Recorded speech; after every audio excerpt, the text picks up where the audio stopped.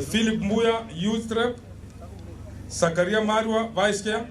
That pay tribute to the young and spirited people who have come out in the last 3-4 weeks and shown us as leaders that we are arrogant, that you don't listen to them, that you've fallen short. I want to pay tribute to them, and I want to ask government today that if there's any young man who was arrested or is in the cells because of the Mandamano, they must be released forthwith so they can join their families. If there's any young man or young lady who somehow was abducted by this government or government officers because he participated in Mandamano, they must be released unconditionally forthwith. Because that's the only way we're going to build this country. I want to send my condolences to those who lost lives, unless those who have been injured in this Mandamano, but I want to encourage them that you've shown us the way, and we assure that we will not let you down.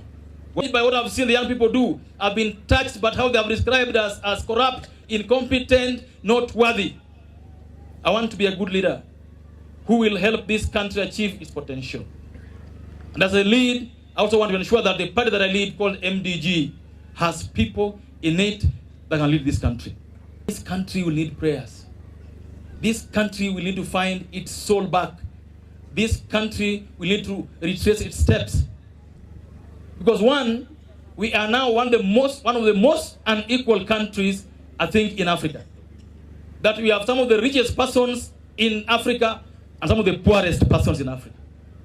That in Kenya, the rich keep getting richer every day using government money, and the poor keep getting poorer because they can't access.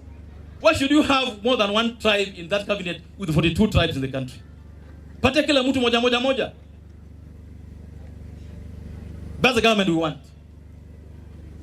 And I want to implore my friend, the president, that when you are doing the new cabinet, please don't give any one community more than one cabinet position. Kila kabila ipate moja na wale wazuri. Ndio tutajua kwamba you really want to ensure that the face of Kenya is in that cabinet. In the last 3 years, this country has had chances for us to speak together. We spoke during the BBI. The BBI team went around the country and picked views. We spoke through the elections, people campaigned and people were elected. Then early this year and last year, we had something called NADCO. Watu waliongea sana, wakaongea. I want to ask President William Ruto today that this is not the time for dialogue. This is the time for action. Because we have spoken enough. Tumeongea kutosha. Mambo ile ya steering committee ya kuongea ivunyuliwe mbali. This is the D in NADCO stood for dialogue. We just had dialogue. Sawa. This is not the time for cheap talk. We have said, and you've done, we're happy you've done, you've dissolved cabinet. Now we want a clean cabinet. We want you to deal with parliament. Make parliament clean so that a place where Kenyans know that their things be done right. Tungependa mambo ya corruption iishe. Tungependa mambo ya tribalism iishe. Those ones cannot be dialogued about. There's nothing to talk about them. Just ensure that you implement the law as it is. Mambo ya kutafuta pesa ya serikali, kukandamiza watu na kuongea sijui hapa na pale, tuachane na hiyo mambo ya chai ya hoteli. Serikali ifanye kazi yake. Mambo ya unaita watu wawili watatu, naongea hapa tumekubaliana, hatutaki hiyo. Tungependa sasa nchi hii elekezwe kulingana na katiba, not dialogue.